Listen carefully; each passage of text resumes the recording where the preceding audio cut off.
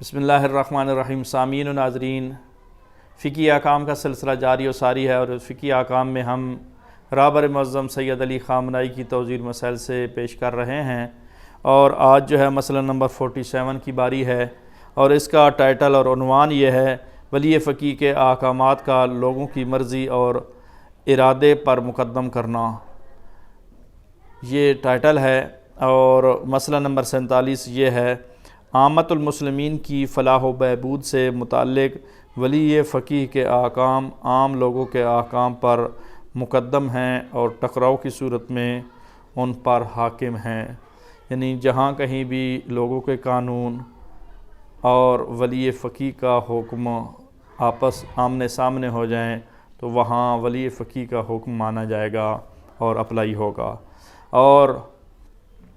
دوسرا اسی کا حصہ اور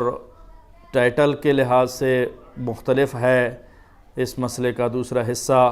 وہ یہ ہے: ذرائع ابلاغ پر کنٹرول۔ ذرائع ابلاغ کا ولی امر مسلمین کے کنٹرول میں ہونا واجب ہے، اور واجب ہے کہ ان کو اسلام کی خدمت اور معارف الہیہ کی نشر و اشاعت کی راہ پر لگایا جائے، اور یہ بھی واجب ہے کہ اسلامی سماج کی فکری صلاحیتوں کو ترقی اور سماج کی مشکلات دور کرنے کے لیے ان سے کام لیا جائے۔ واجب ہے کہ تبلیغی وسائل سے مسلمانوں کو یہ صفوں میں اتحاد پیدا کرنے اور اخوت و بردباری کی روح پھونکنے اور اس نوعیت کے کام انجام دینے کے لیے استفادہ کیا جائے۔ تو سادہ لفظوں میں ذرائع ابلاغ پر کنٹرول سے مراد آج کل کی اصطلاح میں میڈیا کو کنٹرول کرنا، یہ بھی ولی امر مسلمین کے اس تحت کام کرنا ہوگا، چاہے سوشل میڈیا ہو یا الیکٹرانک میڈیا ہو،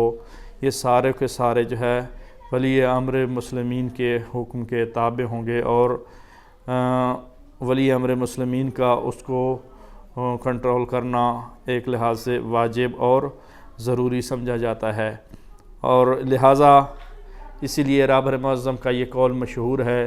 کہ اگر آج کل مجھے فرصت ملتی تو میں سوشل میڈیا کی ٹیم کے ساتھ بیٹھ کر ہر وقت سوشل میڈیا کو چلا رہا ہوتا، اور اس کے ذریعے لوگوں کو اتحاد و وحدت اور لوگوں کو درپیش مسائل کے حل کی طرف بلا رہا ہوتا۔ آج کے لیے اتنا ہی، باقی انشاءاللہ کل۔